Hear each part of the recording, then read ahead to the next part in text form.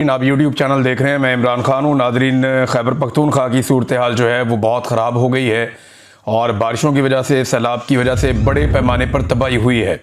बहुत सारे ऐसे शहर हैं जिनके बारे में मैंने आपको पिछले व्लॉग में भी बताया और अब भी मैं आपके सामने तफसीलात रख लेता हूँ कि बाजोड़ में और बुनेर में बहुत ज़्यादा तबाही हुई है। अपर दीर में, लोअर दीर में तबाही हुई है, स्वात में तबाही हुई है, शांगला में सैलाब आया है, दरियाए सिरन में और नारान जाने वाले इलाकों में भी सूरत हाल ख़राब है। खैबर पख्तूनख्वा की हुकूमत ने एक तरह से एमरजेंसी नाफिज कर दी है। कई इलाकों में आमदोरफ्त बंद है। हेलीकॉप्टर के ज़रिए से इमदाद देने की कोशिश की जा रही थी। एक हेलीकॉप्टर तबाह भी हुआ है और अब तक की इतला के मुताबिक बड़े अफसोसनाक वाक़यात में 250 से ज़ायद जो लोग हैं वो जाँ बहक हो गए हैं। ये कुदरती आफत है। पाकिस्तान एक क्लाइमेट चेंज का शिकार मुल्क है और यहाँ पे बड़ी एफर्ट की ज़रूरत है अगर हमने वापस अपने क्लाइमेट को ठीक करना है। इन पहाड़ी इलाकों पे बहुत बड़ी तबाही आ रही है, बार बार सैलाब आ रहा है और हम हर चंद साल के बाद अब सैलाब विटनेस करते हैं। इस मरतबा जो है वो दीर के इलाके में, शांगला के इलाके में, बुनेर के इलाके में बहुत बड़ी तबाही आई है। एक ऐसा गाँव है जहाँ पर 80 के करीब घर गिर गए हैं और मैं एक बाचा खान साहब हैं, उनकी मैं देख रहा था वीडियो। उनकी फैमिली के 20 लोग जाँ बहक हो गए हैं। उनके लिए बड़ी तकलीफ़ की घड़ी है। हमारी नेक तमन्नाएं उनके साथ हैं। 250 कीमती जाने गई हैं। बहुत सारे लोग अपने प्यारों को तलाश कर रहे हैं। कई लोगों के बारे में भी पता नहीं है। सैलाब का पानी जो है वो अभी नहीं रुक रहा और बारिशें हो रही हैं, साथ साथ जो है वो सैलाब का पानी बहता चला जा रहा है। अब मैदानी इलाकों में क्या सूरत हाल बनेगी इसके बारे में अभी कुछ कहा नहीं जा सकता, लेकिन एमरजेंसी नाफिज की गई है और फौरी तौर पे सूबाई हुकूमत ने ये अहकामात जारी किए हैं कि कोई भी ऑफिसर अपना ज़िला या अपना इलाका नहीं छोड़ेगा बगैर पेशगी इतला के या इजाज़त लिए बगैर। तमाम लोग अपनी ड्यूटीज़ पे मौजूद रहेंगे। एमरजेंसी का नफाज किया गया है और दूसरी जानिब फ़ौज ने अपनी एक दिन की तनख्वाह जो है वो मुतासिरीन सैलाब को देने का ऐलान किया है और साथ में जो फ़ौज मौजूद है खैबर पख्तूनख्वा में उनके लिए भी ये हुक्म दिया गया है वो इमदादी कामों में हिस्सा लें। अब पुलिस क्या तो फ़ौज क्या, NDM में, PDM में, जितने भी महकमे हैं, ज़िले हुकूमतें, रेस्क्यू की जो सर्विसेज हैं, उन तमाम को भरपूर हिस्सा लेना होगा इमदादी सरगर्मियों में। और साथ ही साथ जो शहरी हैं उन्हें भी, जिनकी सबसे बड़ी जो फोर्स होती है वो मकामी अफराद होते हैं। जब भी कभी कोई कुदरती आफत आती है तो उसमें जो सबसे बड़ी फोर्स जो सबसे ज़्यादा इमदादी कार्रवाइयाँ करती है, बाकी सारे इदारे और डिपार्टमेंट मिलके मैक्सिमम 25% का फ़र्क डाल सकते हैं या 30% का। ज़्यादा जो इमदादी सरगर्मियाँ होती हैं और उनके अंदर जो लोग हिस्सा लेते हैं वो मकामी लोग होते हैं, क्योंकि उनके सर्वाइवल का मामला है तो उन्हें हिम्मत करनी पड़ेगी। उनकी हिम्मत बंधाने के लिए पूरे पाकिस्तान को उनका साथ देना पड़ेगा। उन्हें बहुत सारे अब वसाइल चाहिए होंगे। मेरी लोगों के पास जो अनाज जमा था, जो खुराक जमा थी, वो भी अब उस तरह मौजूद नहीं है। लोगों के सर पे छत मौजूद नहीं है। बड़ी तादाद में अब खैमे चाहिए होंगे लोगों को। खैमों के साथ साथ लोगों को खुराक का बंदोबस्त करना होगा। सूबाई और वफाकी हुकूमत की जिम्मेदारी बहुत ज़्यादा बढ़ जाती है। मरीम नवाज़ ने गंडापुर साहब से रब्ता किया, बड़ी अच्छी बात है। उन्होंने कहा यकीन दहानी करवाते हैं कि हर मुमकिन मदद हम करेंगे। ये बड़ी पॉजिटिव साइड है। और देखें, इस तरह के मौक़ों के ऊपर आप सियासत को और बाकी चीज़ों को साइड पर रख देते हैं। बेशक मरीम नवाज़ की हुकूमत जो है वो एक जाली हुकूमत है और वो वज़ीर आला नहीं है। यहाँ पे होना तो ये चाहिए था, जिनकी हुकूमत है मैंडेट वाली हुकूमत होती, पाकिस्तान तहरीक इंसाफ का वज़ीर आला फ़ोन करता अली अमीन गंडापुर को, या जो वज़ीर आज़म है वो तहरीक इंसाफ का मौजूद होता और वो कहता कि जनाब हम यहाँ पे पूरा काम करेंगे खैबर पख्तूनख्वा में। लेकिन जो जाली लोग बिठाए गए हैं, रियासत उनके कंट्रोल में है। अब ये रियासत की रिस्पॉन्सिबिलिटी है कि फौरी तौर पर जो है वो खैबर पख्तूनख्वा में जितने भी लोग मुतासिर हुए हैं उनकी मदद की जाए। वफाक को फौरी तौर पर खैबर पख्तूनख्वा के जो वाजिबात हैं वो अदा करने चाहिए ताकि वो अपने शहरियों के तहफ़्फ़ुज़ में और उनकी मदद में भरपूर तरीके से फ़ंड्स को खर्च कर सके।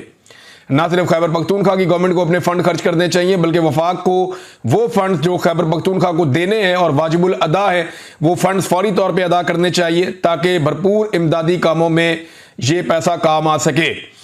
जो पैसा आपके मुश्किल वक्त में काम ना आए उसका क्या फ़ायदा। अब ये बेहतरीन वक्त है कि खैबर पख्तूनख्वा की हुकूमत को उसका पैसा लौटा दिया जाए ताकि वो इमदादी कामों में उस पैसे को लगा सके। अपनी अलग अलग 1-1.5 इंच की मस्जिद बनाने की बजाय यहाँ पे बेहतर ये है कि तमाम इदारे एक कोऑर्डिनेशन के तहत काम करें। सूबाई हुकूमत जो है वो सबको कमांड करे और सबके साथ मिलकर काम करे और साथ ही साथ जो है वो ज़िले हुकूमतें इसमें बहुत इंपॉर्टेंट रोल प्ले करती हैं। देखें, अगर किसी जगह पे जमात इस्लामी की लोकल नुमाइंदगान जमात इस्लामी के हैं या फजलुर रहमान साहब की पार्टी के हैं या पीटीआई के हैं या किसी और पार्टी के हैं, उनके ज़रिए से जब आप काम करवाएंगे तो ज़्यादा इफेक्टिव काम होगा।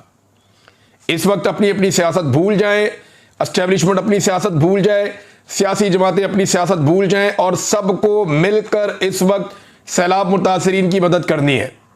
और उसके लिए जो सबसे बेहतरीन मैकेनिज्म है वो मकामी हुकूमतें हैं, यानी जिसको आप काउंसलर कहते हैं, मकामी जो मेयर होते हैं या नाजिम होते हैं या निचले लेवल पे जितने भी काउंसलर्स वगैरह हैं, वो ज़्यादा बेहतर काम कर सकते हैं। वजह यह है कि वो ग्राउंड के ऊपर लोगों के साथ जुड़े हुए हैं, उन्हें एग्जैक्टली पता है कि उनके इलाके में यूनियन काउंसिल में कितने घर गिरे हैं, कितने लोग जो है वो बेघर हुए हैं, कितने लोग जो है जाँ बहक हुए हैं, कितने लोगों का क्या नुकसान हुआ है। तो यहाँ पे मकामी नुमाइंदगान को, जो वहाँ के लोकल लीडर्स हैं, चाहे उनका ताल्लुक जिस भी पॉलिटिकल पार्टी से, उनको मैक्सिमम इस्तेमाल किया जाए ताकि लोगों की भरपूर तरीके से मदद की जा सके। 250 अफराद जाँ बहक हुए हैं, ये छोटा नंबर नहीं है और ये आनन फानन सब कुछ हुआ है, बिल्कुल किसी को समझ ही नहीं आई, इतनी तेज़ी से सैलाब आया है और बड़े अजीबोगरीब मनाजिर हमने देखे हैं, बड़ी तबाही हमने देखी है खैबर पख्तूनख्वा में और अभी आदादोशुमार मज़ीद आ रहे हैं, उनके बारे में हम बात करते रहेंगे।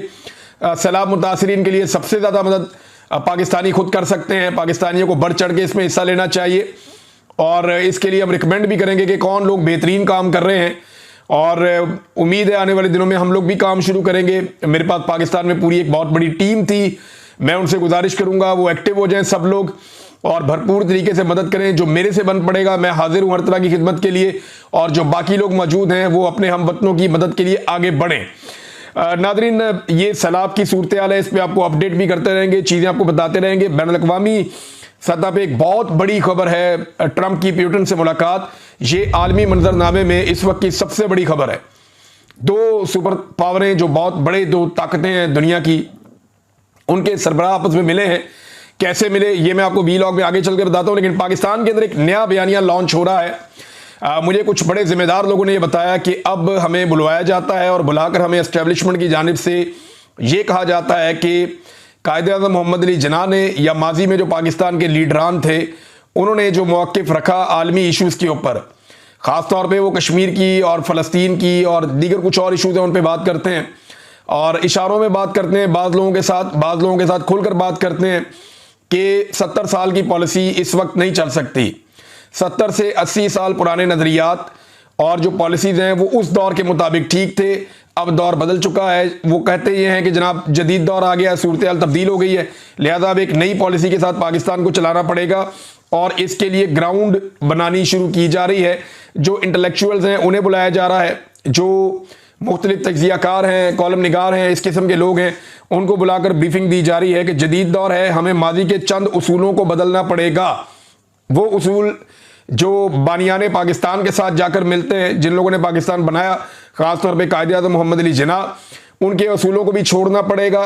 और आपको पता है इब्राहिम कार्ड के तहत अब ये चाहता है डोनाल्ड ट्रंप के पाकिस्तान इसराइल को तस्लीम करे और उसमें पाकिस्तान के मौक़िफ़ में एक लचक आई है। लचक पाकिस्तान के मौक़िफ़ में ये आई है कि पाकिस्तान 2 स्टेट जो है वो सलूशन की तरफ जाना चाहता है कि इसराइल को भी बाकायदा एक मुल्क बनाया जाए और कुछ इलाके उन्हें दिए जाएं और फ़लस्तीन को भी बाकायदा एक मुल्क बनाया जाए और कुछ इलाके उनको दिए जाएं। पाकिस्तान का मौक़िफ़ पहले बड़ा सख्त रहा है कि ये सारे जो मकबूजा इलाके हैं ये फ़लस्तीनियों की मलकियत है, फ़लस्तीनियों को उनकी होमलैंड वापस दी जाए। लेकिन अब पाकिस्तान का मौक़िफ़ थोड़ा थोड़ा ट्विस्ट कर रहा है और आने वाले दिनों में आप ये चीज़ें देखेंगे क्योंकि इस बयानिए के ऊपर काम हो रहा है। ये बयानिया लॉन्च किया गया है इस्लामाबाद की बैठकों में, रावलपिंडी की बैठकों में और मुख्तलिफ जगहों पे पाकिस्तान में इसके ऊपर बातचीत हो रही है। और जिन लोगों से बातचीत हुई है उन्होंने मुझे बताया और मैं बराह रास्त इसके बारे में बहुत कुछ जानता हूँ। आने वाले दिनों में ये चीज़ें हम आपके सामने रखेंगे। नादरीन, बयानिया जो भी बनाया जाए उस बयानिए में एक चीज़ जो है वो रुकावट रहती है, वो इमरान खान है और इस रुकावट को दूर करने के लिए एस्टेब्लिशमेंट ने पूरी कोशिश की है, लेकिन ये रुकावट दूर हो नहीं रही। आज मैं एक वीडियो देख रहा था, ये यौम आज़ादी के सिलसिले में एक तकरीब रखी गई थी, उसमें एक बच्चा है छोटा सा और वो तकरीर कर रहा था, बड़े शौक से सब लोग सुन रहे थे कि अचानक से वो बच्चे ने जो है ना वो इमरान खान जिंदाबाद के नारे लगाना शुरू कर दिए और जो स्टेज के ऊपर मुंतज़िम मौजूद था उसकी दौड़े लग गई। वो भाग कर आया और बच्चे से माइक छीनने की उसने कोशिश की और उसके बाद वीडियो कट हो गई। अब सूरत हाल नाज़रीन ये है कि इमरान खान जिंदाबाद का नारा भी नहीं लगाया जा सकता, लेकिन बच्चे तो मन के सच्चे होते हैं और बच्चे ये जानते हैं कि सूरत हाल किस तरफ जा रही है। अब इस बच्चे को भी गालियां दे रहे हैं सोशल मीडिया के ऊपर जो एस्टेब्लिशमेंट के टाउट्स हैं या कुछ सहाफ़ी हैं, ताकि मुझे बड़ी हैरत हुई कि इस तरह की गंदी ज़बान जो है वो सहाफ़ी कैसे इस्तेमाल कर सकते हैं। भाई एक छोटा बच्चा है, अगर उसने इमरान खान जिंदाबाद का नारा लगा दिया तो इससे क्या फ़र्क पड़ता है। पाकिस्तान में जमहूरियत है, कोई भी शख्स कोई भी नारा लगा सकता है, और अगर उसने ये नारा लगाया है तो ये इसकी चॉइस है, उसको ये इजाज़त दी जाए। आप क्या साबित करना चाहते हैं कि आप इस मुल्क में किसी बच्चे को भी बोलने की इजाज़त नहीं देंगे? क्या मुकम्मल तौर पे फ़िरौनियत लागू कर दी गई है इस मुल्क पे? ये बच्चे की जो आवाज़ है और बच्चे ने जो बात की है उससे ये आपको समझ जाना चाहिए कि चीज़ें आपके कंट्रोल से बाहर है, और एस्टेब्लिशमेंट जितनी जल्दी इस गंदी सियासत से अपने आप को बाहर निकाल लेगी उतना ही एस्टेब्लिशमेंट के लिए बेहतर होगा। मियां नवाज शरीफ साहब आज अगर अपने उसूलों के ऊपर वापस आने की कोशिश करें, अव्वल तो उनके शुरू से उसूल रही कोई नहीं, लेकिन जो उसूल उन्होंने आज से 2 साल पहले 3 साल पहले जब वो अपोजिशन में थे उन्होंने कुछ उसूल बनाए थे कौम को दिखाने के लिए, सही, लेकिन मियां साहब आज भी वोट को इज्जत दो के बयानिए पे वापस आए तो मेरे समेत सारे पाकिस्तानी या वो लोग जो जमहूरियत पसंद है वो उन्हें सपोर्ट करेंगे कि ठीक है मियां साहब आए आप वापस, आप बैठें, आप इमरान खान साहब के साथ बैठें, बाकी लोगों के साथ बैठें और अपनी गलती तस्लीम करें, इस हुकूमत को छोड़ें, फ्री एंड फेयर इलेक्शन करवाएं और एक नया मिसाक जमहूरियत करें जिसमें एस्टेब्लिशमेंट को हमेशा के लिए सियासत से बाहर निकालकर फेंक दिया जाए। अब पिछले मिसाक जमहूरियत का आप लोगों ने जो हाल किया, यानी इमरान खान साहब को तो हुकूमत 2018 में आकर मिली ना, आपने तो पिछले मिसाक जमहूरियत को पहले ही तबाह कर दिया था जब आप काला कोट पहनकर अदालत में चले गए थे, जब आपने जबरदस्ती अदालत के जरिए से गिलानी को बाहर निकलवाया था, जब आपने धांधली करके 2013 में एस्टेब्लिशमेंट के साथ मिलकर हुकूमत बनाई थी, तो ये सारा कुछ आपने चार्टर ऑफ डेमोक्रेसी को आपने पहले ही तबाह कर दिया था। आप किसी और को ब्लेम नहीं कर सकते। आज आप लोगों की जिम्मेदारी है, रवायती सियासी जमातें हैं, इमरान खान साहब को आप लोगों को मनाना पड़ेगा। और इमरान खान साहब जो हैं वो ये कई मरतबा कह चुके हैं कि पाकिस्तान की खातिर मैं दिल बड़ा करने के लिए तैयार हूं, मुझे अपने किसी मामले का बदला नहीं लेना, लेकिन पाकिस्तान को अगर आगे बढ़ना है तो एस्टेब्लिशमेंट की बेसाखियों के बगैर आगे बढ़ना होगा। हाँ, एस्टेब्लिशमेंट का जो किरदार है, जो काम है वो उनसे लिया जाए और जो उनको ड्यूटी दी जाए वो ड्यूटी पूरी करें, लेकिन ये वो मुल्क नहीं